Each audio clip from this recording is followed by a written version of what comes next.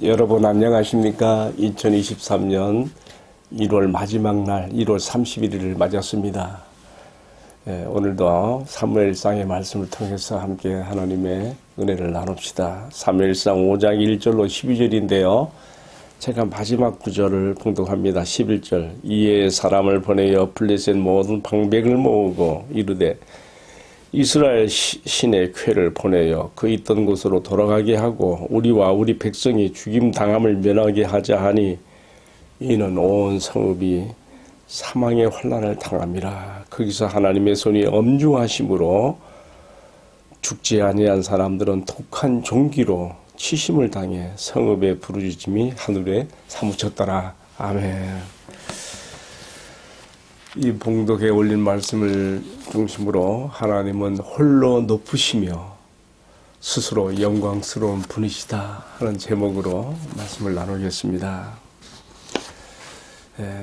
우리는 앞선 말씀에서 이스라엘이 블레셋과의 전투에서 언약궤를 빼앗긴 것뿐만 아니라 34,000명의 보병이 죽었고 또 그 여파로 언약궤가 빼앗겼다는 그 충격적인 소식에 대제사장 엘리도 죽었고 그의 며느리도 죽었고 이스라엘 백성들에게 큰 충격을 안겼다는 것을 우리가 보았습니다.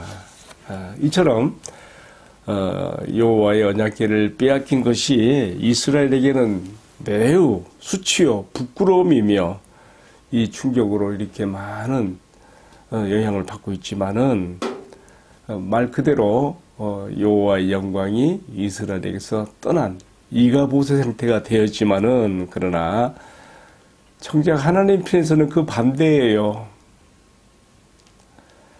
하나님께서는 자기 백성 이스라엘의 손을 빌리지 않고서도 이방 가운데 그의 크신 위엄과 영광을 드러내시는 기회가 되게 하셨습니다. 블레셋 사람들이 자신들이 승리한 표시로서 최고의 전쟁 전리품으로 여호와의 궤를 자신들의 신 다곤의 신전에 들여놓고 그 승리를 다곤 신에게 돌리고 있었지만은 그러나 그 다음날 어떻게 되었습니까?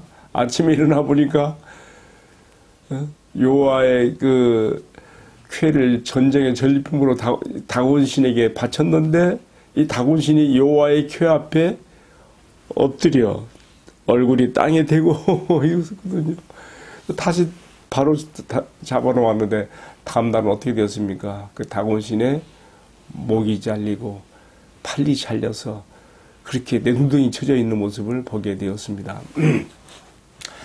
블레셋 사람들은 자신들의 주신으로 섬긴 게 다곤 신인데 해양 민족이다 보니까 이 다곤 신상의 형태가 반은 사람이고 반은 물고기예요. 본래는 저쪽 수메르 메소포타미아 지방에서 농업신으로 섬겼던 것이 이처럼 블레셋 지역으로 와서 그들은 해양 민족이다 보니까 함께 이렇게 절충되어져서 이게 뭐냐면 반은 사람 반은 고기인 그러한 어신으로 그들에게 숭배를 받은 것 같은데 어쨌든 그 밤에 하나님께서 이렇게 다곤신을 목이 부트러지게 하고 팔이 잘리게 해서 그렇게 내동댕이 쳐지게 하심으로써 하나님께서 스스로 자신 홀로 높으신 하나님이신 것을 드러내신 것이죠.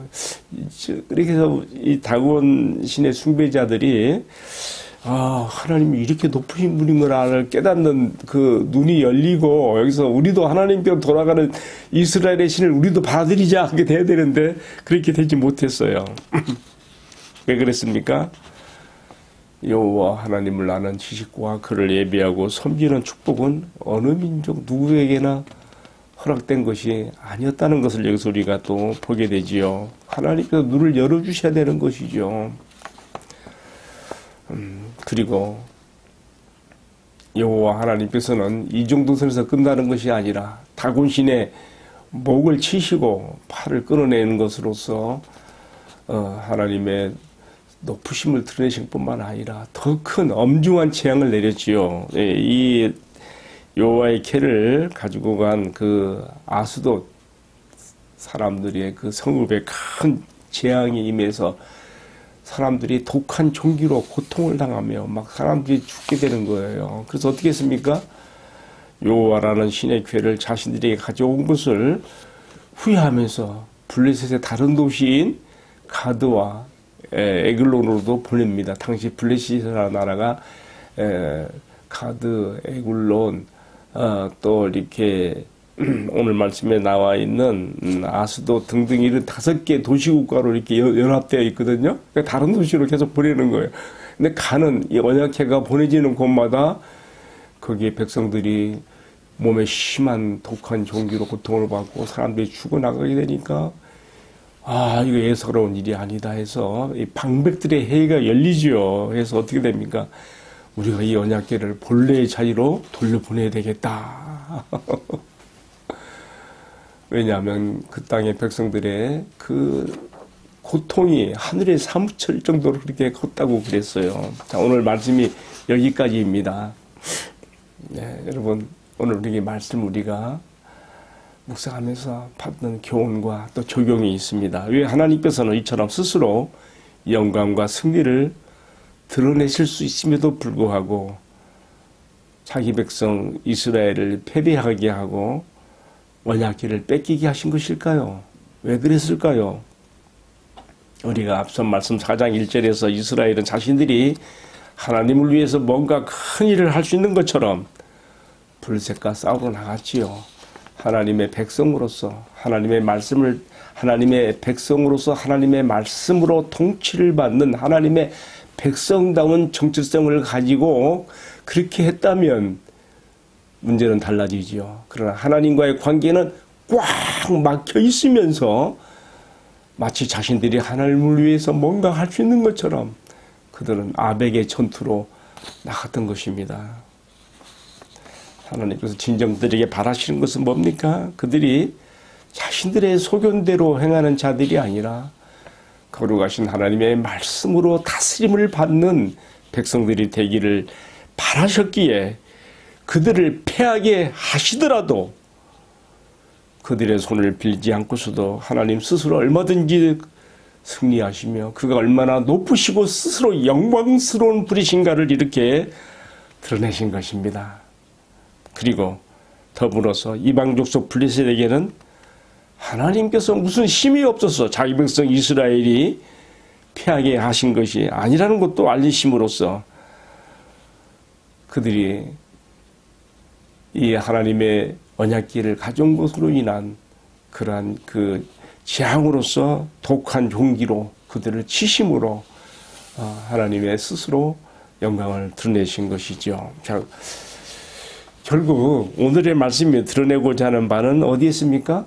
계속 반복되는 말씀입니다만은 하나님은 홀로 높으시며 스스로 영광스러운 분이신 것을 드러내시며 그는 우리 인간의 도움을 필요로 하지 않으시며 도리어 그를 예비하고 섬기는 자들이 얼마나 큰 복 있는 자들인가를 그렇게 여기서 드러내시고 있습니다. 시편 148편 13절에 이렇게 되어 있지요.